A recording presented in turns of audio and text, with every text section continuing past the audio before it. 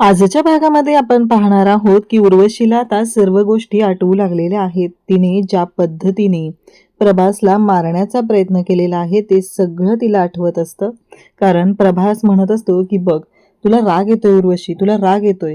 कारण प्रभास उर्वशीला सांगत असतो की तू जे काही आतापर्यंत केलेलं आहेस त्यामध्ये तू कधीच आई होऊ शकत नाही, पण त्या गोष्टीचं खापर तू माझ्यावरती फोडलेला आहेस, कारण दोष तुझ्यात आहे. म्हणून प्रभासने उर्वशीला ओरडायला सुरुवात केलेली असते आणि तिच्यावरती तो हसत असतो आणि या सगळ्या गोष्टींचा त्रास जास्त उर्वशीला झालेला असतो आणि म्हणूनच तिने रागाने प्रभासला ढकललेलं असतं.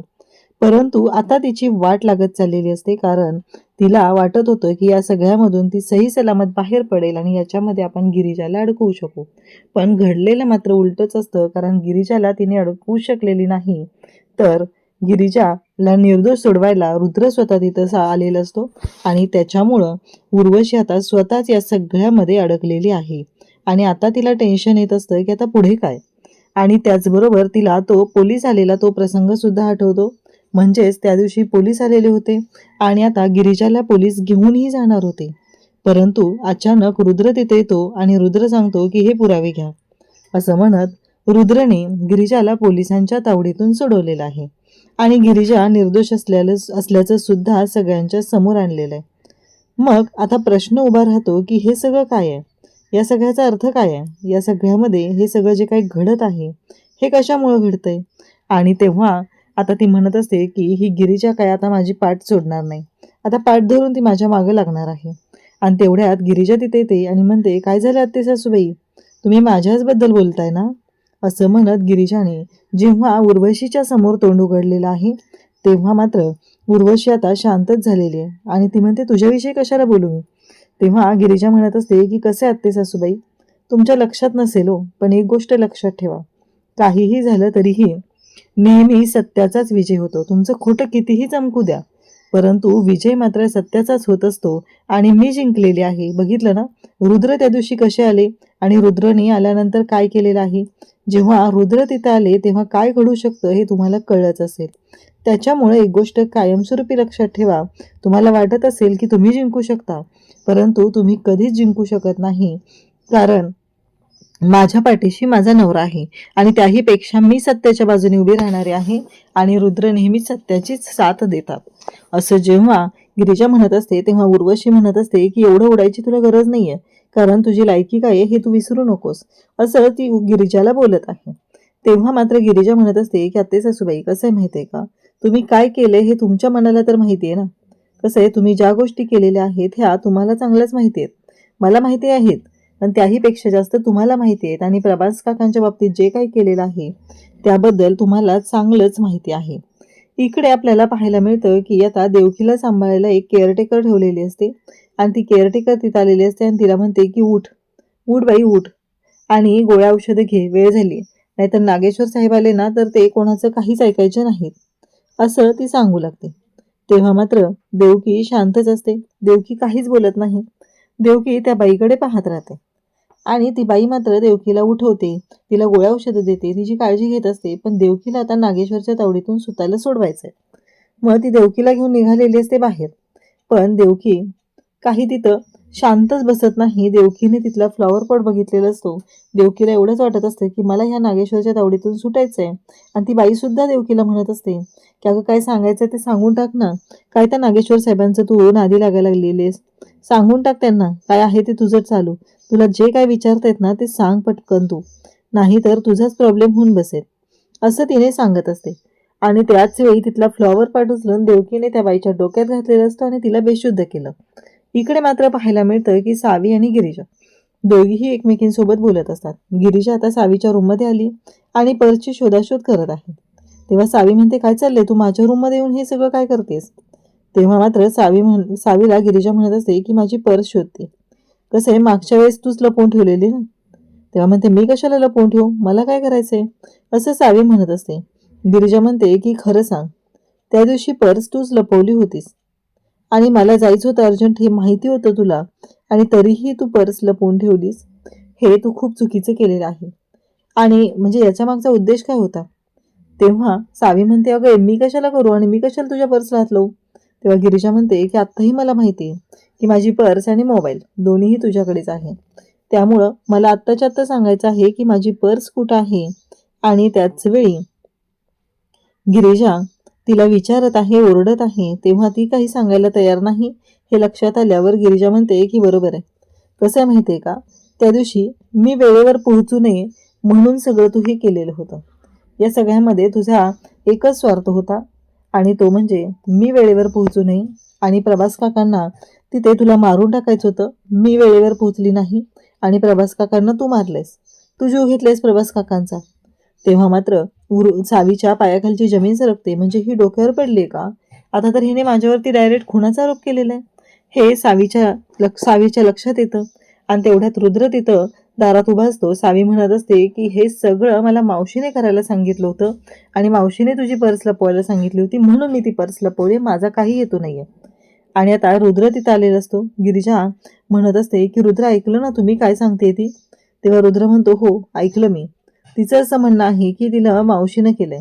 तेव्हा गिरिजा म्हणते की नाही रुद्र, तुम्ही सगळं नाही ऐकलं का, असं गिरिजा विचारू लागते. तेव्हा मात्र रुद्र काहीच बोलत नाही. तो म्हणतो हो ऐकलं. तेव्हा सावी पुढे येते आणि सावी सांगायला सुरुवात करते, थांब रुद्र मी सांगते तुला काय झालेलं होतं. कसं आहे माहिती आहे का, बघितलं ना ही बाहेर जात असते, मग घरातली काळजी कोण घेणार. घरातली ही घरची सून आहे ना, पण हिला काहीच नाही करायचं, हिला फक्त बाहेर हिंडायचं असतं. त्या दिवशी बघितलंस ना, म्हणजे रंगपंचमीच्या दिवशी सुद्धा ही निघून गेली, आपण सगळेजण हिची वाट बघत बसतो, परंतु हिला तिचं काहीच वाटत नाहीये असं ती सांगायला सुरुवात करते. आणि म्हणूनच मी हिची पर्स लपवून ठेवलेली. आता मात्र इकडे गिरिजाला प्रश्न पडतो. गिरिजा म्हणते नाही नाही ही खोटं बोलते रुद्र, ही खोटं बोलते. तेव्हा रुद्र म्हणतो की नाही बरोबर आहे, सावी अगदी बरोबर बोलते. आणि सावी तुझं काय होतं माहितीये का, तुझा हेतू चांगला असतो, तू मार्ग चुकीचा अवलंबते. आता पण ज्या पद्धतीने तू गिरिजासोबत बोलत होती ती गोष्ट पूर्णपणे चुकीची आहे असं सांगितलं जातं. आणि तेव्हा मात्र इकडे ह्या सगळ्या गोष्टी घडत असतात. रुद्र म्हणत असतो की हो बरोबर आहे, पण तू ऐकत जा जरा सावी. आणि कसं आहे, तू या घरची कोणीही नसून तुला ह्या गोष्टींची काळजी आहे, पण जी या घरची खरी सून आहे त्यांना आहे का या गोष्टीची काळजी. त्यांना काही वाटतं का, त्यांना वाटतं का सगळं व्यवस्थित व्हावं, ही पण गोष्ट तेवढीच महत्वाची आहे ना. असं इकडे सावी इकडे गिरिजाला रुद्र बोलत असतो. गिरिजाला रुद्रचं म्हणणं असं असतं की गिरिजा घरात लक्ष देत नाही, कुठेही बाहेर भटकत राहते. आणि आता पुन्हा सावीने रुद्रचे कान भरलेले असतात. तेव्हा सावी म्हणत असते की बरोबर आहे, आता याच पद्धतीने आपल्याला काहीतरी करावं लागणार आहे. आणि त्याच वेळी इकडे ती देवीच्या समोर येते. तिथं वासंती उभी असते. गिरिजा म्हणते तुमची पूजा करून पण झाली आई. वासंती म्हणते हो आत्ताच झाली. तेव्हा गिरिजा म्हणते मला कळतच नाहीये की काय चाललंय. वासंती म्हणते की हो तू कन्फ्यूज आहे हे लक्षात येते माझ्या, पण याच्यावर मार्ग तर काढावा लागणार आहे ना. मग वासंती गिरिजाला सल्ला देते की तू तुझ्या आईकडे जा, म्हणजेच आईशी बोलून घे. मंदिरात जाऊन गिरिजा तिच्या आईशी बोलत असते. तिची आई मंदिरात आहे असं गिरिजाला वाटत असतं, हे गिरिजाने सांगितलेलं आहे. आणि आता वासंतीने सुद्धा तिला तो सल्ला दिलेला आहे आणि सांगितले की मंदिरात जाऊन ये. गिरिजा म्हणते की चालेल. आता गिरिजा ठरवते की मंदिरात जायचं. इकडे वासंती तिला समजून सांगत आहे, पण गिरिजाच्या डोक्यातनं ते विचार काही केले जात नसतात. कारण काहीही झालं तरीही ज्या पद्धतीने गोष्टी घडत होत्या त्या मात्र गिरिजाने स्वतःच्या डोळ्यांनी पाहिलेल्या आहेत. आणि गिरिजाला खरं तर या सगळ्याचं टेन्शनही आहे. आणि प्रभास काकांसारख्या माणसाला, देव माणसाला या उर्वशीने मारून टाकलेलं आहे, ही गोष्ट सुद्धा तिला चांगलीच खटकत असते. इकडे गिरिजा देवीचा आशीर्वाद घेते आणि आता बाहेर जाऊन थोडंसं मंदिरात जाऊन तिथं तिच्या आईशी बोलून तिचं मन मोकळं करून ती येणार असते. त्यासोबतच इकडे पाहायला मिळतं ते म्हणजेच वासंती सुद्धा गिरिजाच्या पाठीशी खंबीरपणे उभी आहे. गिरिजाला काय नको, काय हवं ह्या सगळ्या गोष्टी सुद्धा वासंती पाहत असते. पण त्याहीपेक्षा मोठी गोष्ट म्हणजेच गिरिजा आणि वासंती दोघीही मायलेकीसारख्या राहत असतात. तर इकडे पाहायला मिळतं ते म्हणजे त्या बाईला मारलेलं असतं, ती बाई बेशुद्ध असते आणि तिथून देवकी फरार झालेली आहे.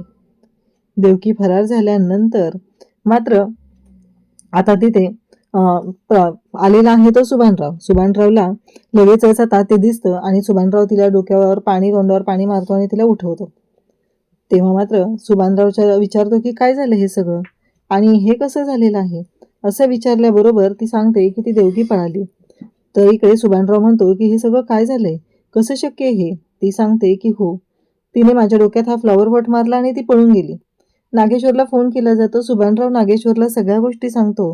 परंतु नागेश्वर म्हणतो की माणसं कामाला लावा. तेव्हा सुभानराव म्हणतो की तुळजापूरच्या बाहेर जाणारे सगळे रस्ते बंद करतो साहेब. नागेश्वर म्हणतो त्याची काहीच गरज नाहीये. एकतर ती आजारी आहे आणि ती एवढ्या लांब जाऊ शकणार नाहीये. इथेच कुठतर असेल बघा आणि शोधा तिला. आपली माणसं कामाला लावा.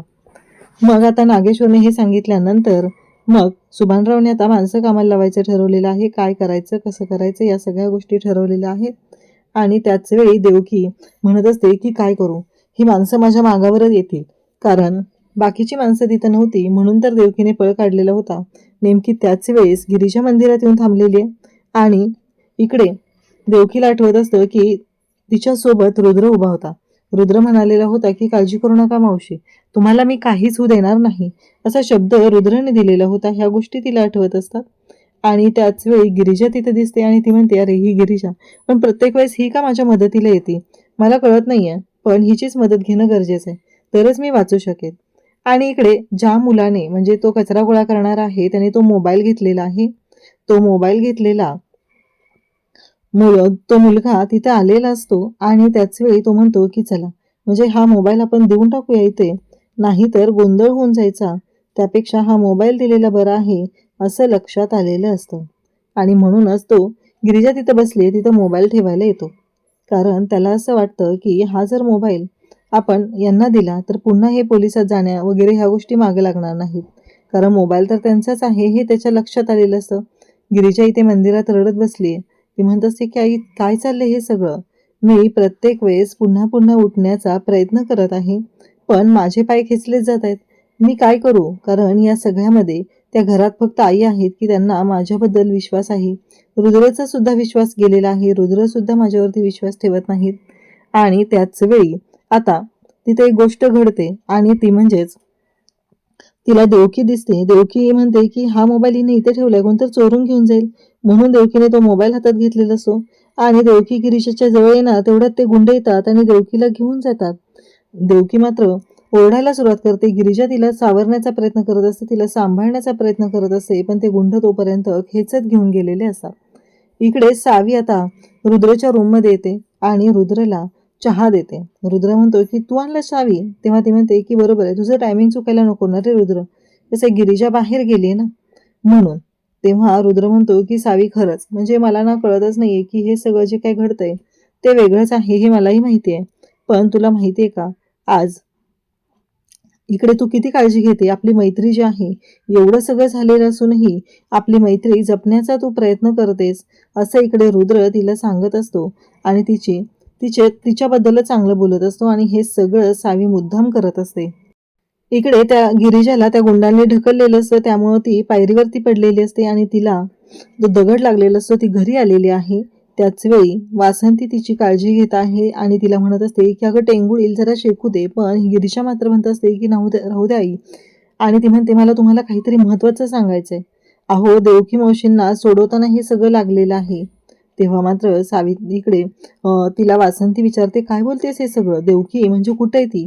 तेव्हा गिरिजा म्हणते की आपल्याला वाटत होतं ना तेच खरं आहे, ती नागेश्वर साहेबांच्याच ताब्यात आहे आणि आत्ता सुद्धा नागेश्वर साहेबच तिला घेऊन गेलेले आहेत, त्यांच्याच माणसांनी तिला घेऊन गेलेले आहेत, मी नाही वाचवू शकले त्यांना, असं म्हणत गिरिजा ही रडत असते. तेव्हा वासंती म्हणते काळजी करू नको, सगळं व्यवस्थित होईल. पण गिरिजा म्हणत असते की आपण प्रत्येक वेळेस जवळ जायचा प्रयत्न करतोय पण हे सगळं काय आहे, म्हणजे या सगळ्याचा अर्थ काय आहे, असा गिरिजाला प्रश्न पडलेला असतो. उद्याच्या भागात आपल्याला पाहायला मिळतं की आता गिरिजा म्हणत असते की दादासाहेबांनी म्हणजेच आबासाहेबांनी मला हे सगळं गुढी उभारण्याचा मान मला कसा दिलेला आहे. तेवढ्यात रुद्र पाठीमागून आलेला असतो आणि रुद्र म्हणतो की माझ्या आबासाहेबांचं मन तेवढं मोठं आहे की त्यांनी कुठलीही शंका मनात न ठेवता तुम्हाला तो मान दिलेला आहे, असं तो सांगू लागतो आणि गिरिजाला धक्का बसतो. त्याच वेळी आता गिरिजा इकडे वासंतीला सांगत असते की काहीही झालं तरीही आत्ता मला सगळ्यांच्या समोर हे सत्य आणून चालणार नाही, कारण आता रुद्रची मर्जी राखणं हे माझ्यासाठी खूप महत्त्वाचं आहे आणि मला हे पूजा करावी लागणार आहे, असं तिने ठरवलेलं आहे. त्याचबरोबर इकडे सावीला आता कळलेलं आहे की गिरिजा गुढी उभारणार आहे आणि उर्वशी तिला सांगते की यावेळेस आबासाहेबांनी तो मान दादासाहेबांनी तो मान त्या गिरिजाला दिलेला आहे.